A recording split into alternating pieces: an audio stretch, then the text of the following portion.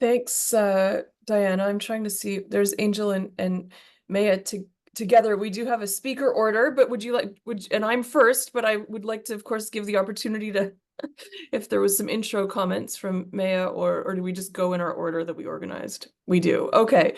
So I would like to say thank you so much for inviting me to be here. And it's so nice to see all of your faces together in the same place again. I'm calling in from the unceded ancestral territories of the Okanagan Nation today from Soyuz, and I'm in a 3-day health emergency management meetings with the First Nations Health Authority. So unfortunately, I can't stay long, but I was asked to speak a little bit about the impact ECHO has had on my work, and I can surely say I would not be here in the Okanagan Nation territory working with the First Nations Health Authority was it not for Echo. And yeah, I just didn't realize, I think because my head is in this other space, I didn't realize how much I've missed you all, seeing your faces online and thinking about you in Lheidli T'enneh territory as well, all together, eating lunch and sharing food. It's wonderful that we have this time to reconnect. And I just wanted to say, like, I joined the Echo Network, like it was either 2017 or 2018. I think it was 2018. And I began my work with Margot as my postdoc supervisor through Echo. And my first task was to really put together that challenges manuscript. And I was like, wow, this woman is really amazing. If like, I'd coming sort of, it was also my first foray into health in some ways, and like putting health more centrally into my work. And as a social scientist, I was used to doing these one-person papers, and I was like, okay, this is how they do it in the sciences. We're gonna have a 30-person paper, but it was a wonderful opportunity to meet everyone and bring everyone together, and it really grounded my relationality with all of you in that paper that some of you were not yet part of the network, but it was a wonderful introduction. And from there, it took me a little while when I started collaborating with Maya and Tim and the First Nations Health Authority through the regional case and sitting in on their weekly meetings. And from there, my work really began to be increasingly grounded in institutionally with the First Nations Health Authority and SFU.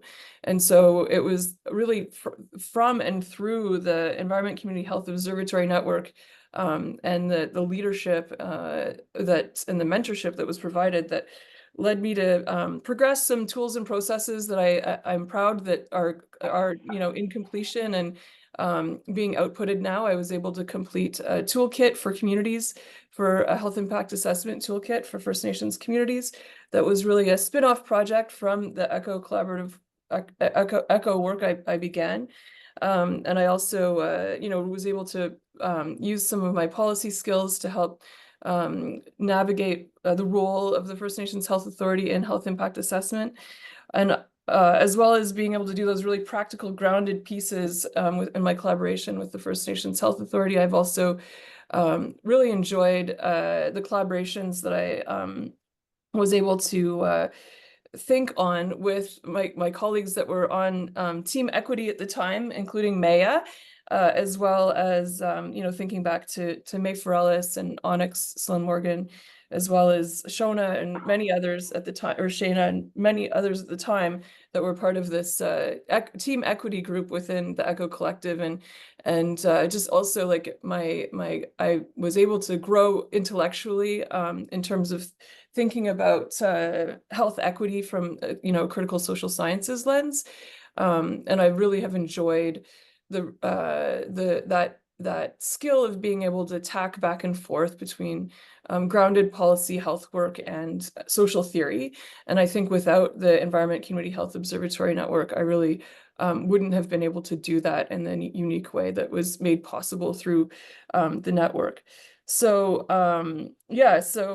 and now as I move forward, I've through my collaborations and spin-off projects from ECHO, I've also been, increasingly grounded in the climate change space, including working with Maya and others looking at gender and health equity in terms of climate change. And I think that some of those sort of foundational conversations were really instigated through this network and my participation. So glad that it's keeping going through this collaborative collective group, and really happy to be here with you all and able to share some of the rich learnings that I was able to mobilize through working with ECHO over the years.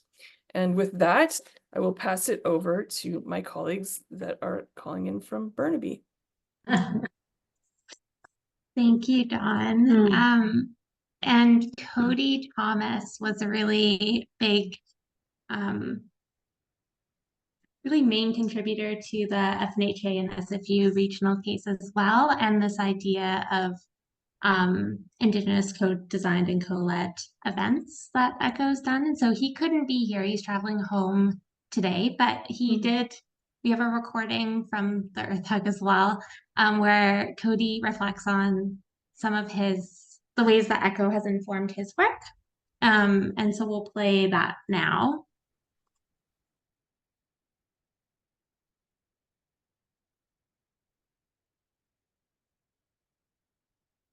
First off, it's good to see my ECHO and SFU and UNBC friends. I know it's always a pleasure when we get to gather and have conversations like this. So I appreciate having the opportunity to join you all here today and hopefully have a good discussion. So hello again for everyone. My name is Cody Thomas. My traditional name is Skemhode. I am a Mohawk Bear Clan, originally from Six Nations of the Grand River, which is Haudenosaunee territory back in Ontario. Currently residing in Squamish territory, which is also known as so-called North Vancouver. So I am the founder and lead consultant for the Indigenous owned and operated consulting service Two Row Innovations. So basically, we work a lot with Indigenous communities, nations, and organizations and non-Indigenous groups as well. And we do, various things such as, community engagement, data collection, report writing, training, and presentations and things such as that. So we dabble in a little bit of everything. A lot of what I do in my work with Two Row Innovations and when we're working with a partner is trying to elevate Indigenous voices in the work that we are a part of, and also understanding that the relationship that we build is one that's, meaningful, and it's reciprocal, as well as understanding that I have my commitments to whatever partner or group that we're working with, and the same goes for them as well. So with that understanding, it really helps get us off on a good foot and do the work in a good way. Some of the projects that really, I'm quite pleased to have been a part of is working with the First Nations Health Authority and doing the LEO network in BC. The LEO network is the Local Environmental Observer Network, which is basically like an online mapping platform that allows for individuals to share their thoughts, experiences, and collaborate on information as it relates to climate change and environmental health. So it can range from things such as wildfires, air quality, unusual species, drought, that kind of thing. And one of the big things with that is trying to get Indigenous folks and specifically First Nations people here in BC involved in the conversation as it relates to the changes in which they're seeing in their local territories and waters and lands. Another thing that I'm really, really pleased to talk about is the work that I've been able to be a part of with the ECHO Network and with SFU and UNBC as well, and having the opportunity to elevate youth voices in the sphere of using tools as such for the means of looking into climate change and environmental health. We heard Tariq mention about how individuals and young people are wanting to get involved, but not really knowing how to get involved in the sphere when it comes to the climate change and environmental health. And it's very true. The youth today, they're very bright, they're very smart, and they're very aware of what they're surrounding, what's occurring. And we really need to create the spaces and opportunities for them to be able to participate in the conversations, because as we all know, they're going to be the ones that unfortunately bear a lot of the weight of the upcoming climate crisis and environmental issues in which we face. So it's been a pleasure to work alongside ECHO and UNBC in implementing a lot of youth projects and getting youth voices involved there. And I'll save the rest of that work later as we go. But one of the things I want to tack onto that, and it really relates back to what Deanne had mentioned, and it relates to Elder Albert as well, is in everything that I do in my work with tour renovations and with communities and organizations and partners. I always try to my best to take a two-eyed seeing approach in the work that I do. And so for those that, again, may need a quick refresher, two-eyed seeing is simply being able to, with one eye, see with the Western ways of knowing knowledge systems, and with the other eye, traditional or indigenous ways of knowledge and knowing, and being able to bridge those or bring those together to create more of a holistic view on whatever it is you do. For me, it was really in my educational journey growing up, and where I tried to implement that. And nowadays, it's in the work that I do. And I've tried to bring that to every project in which I am a part of, or a relationship, and trying to show that it's not just Western knowledge systems that we have to use in a lot of the work that we do, but it's also bringing in indigenous knowledge into those spheres as well, because it holds just as much value in a lot of those spaces, if not more, as when we come to talking about things such as climate change and environmental health. And then I'll just polish it off very quickly, and because I always reflect on the question, and I think it's very important that was asked, is again reflecting on the theme of working together for a healthy and just and sustainable future. And my main thought when it comes to this, and when we talk about working together in sustainable future, is that this really can't be achieved without having Indigenous people at the table. And we can't have it just be just to check a box or say that, oh, we had Indigenous folks at the table, and that they've been included and that kind of thing. It has to be actually about building true, meaningful relationships, and including us at the tables that include things such as local and provincial government, academia, and other areas that affect us greatly. And again, it just bringing it sort of full circle, a lot of my work revolves around climate and environmental health. And I constantly see and hear about how we are largely affected by what is happening as it relates to climate. So it's only right that we start to be, I guess, given the space and taken seriously and take space in the areas that are affecting our lives, and again, the ones that'll come after us. First off, it's good.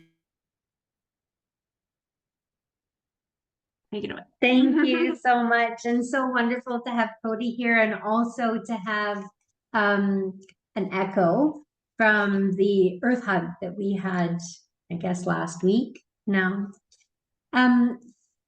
So I wanted to just take a few short moments to reflect on the journey of taking notice, the journey of coming together to observe and witness and grow our knowledge, our evidence building processes, and our actions around working at the interface between community, environments, and health. And as Dawn said, and thank you, Dawn, and Dawn, I know you might need to step out at some point. How are you doing? I'm looking forward to hearing what you have to say. Okay. Okay, great. I know. It's pretty good. Yeah.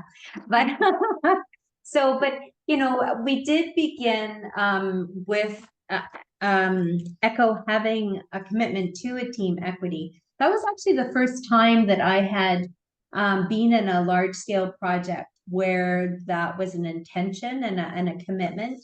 And we learned a lot about what it takes to bring together a whole group to think about issues of equity in terms of our relationship to ourselves and one another, equity in terms of the issues that we have in our regions, in our team across the country and beyond. And then also what equity looks like when we are moving our knowledge and our ideas into and through spaces beyond our project, beyond academia, and so on. And as you can imagine, it was not always a smooth journey, but it was really powerful to just have this intention of thinking about issues of voice, about power, about equity, in how we are, and inclusion and diversity in terms of our epistemic diversity, our processes that required courageous conversations. And I think that was a very wonderful legacy that comes out of this project. And when we were looking at the opportunities, but also some of the shortfalls in a research program, trying to do work in this JEDI kind of a way, it opened up the opportunity for further conversations and further work. So examples of that include really trying to think about the silences in data when we're trying to build health impact assessments, when we're trying to build evidence-based change. What do we do with spaces where we don't have the evidence we need, whether it's about rural, remote, northern Indigenous communities, whether it's about equity deserving, sovereignty seeking population experiences, whether it's about work Dawn has done, really championed, and Cody was talking about, really trying to bring in Indigenous ways of knowing and other ways of knowing into our measurement tools and so on. So that's been a really beautiful journey that ECHO has you know, kind of planted the garden for, and we've been trying to deepen. And so we have worked a lot, you know, it's one of the tasks within ECHO to think a lot about what is equity informed evidence, and evidence that takes us you know, into community, into wild spaces, into even interspecies equity and so on. Another thing that really came up for us in this work was the voices of youth, and a sense of accountability to the future. And so the language around intergenerational justice has really emerged. And not only so, over time, as we know, we've really made that such an intentional commitment in our ECHO work.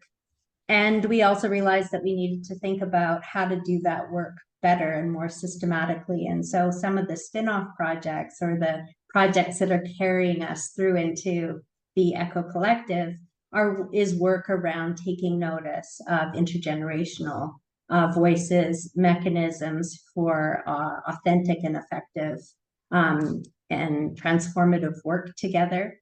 And I think that that's a very important piece as well.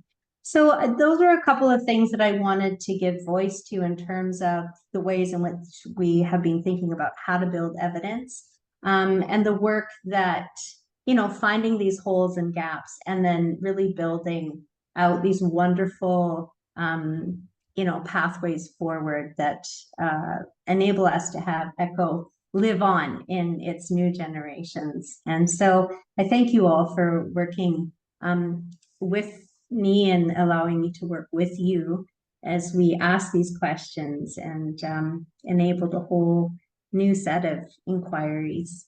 And I'm going to pass it over to you, Angel. Thanks. I'll just say a couple words because I don't want to eat up the trainee reflection time, but it's so nice to see everyone. I was thinking back to when I first got introduced into ECHO, which was the end of 2017, as an undergrad student who was super keen to work with Maya, and then really became immersed in the experience of ECHO in January 2018. So it's been quite the journey, and I'm really grateful for it and for the work that all of you are doing in this integrative way. I just want to link back to the story theme of taking notice for healing indicators to inform action on Indigenous co-designed events. And I think that was really amplified in the two events that ECHO really helped co-design with Cowichan tribes and Stellatan, where we elevated youth voices. We worked on this intergenerational and integrative way, and really worked on elevating the voices and priorities of the communities that we were planning those events with. So I'm going to leave it there because it's any reflection time, which is exciting.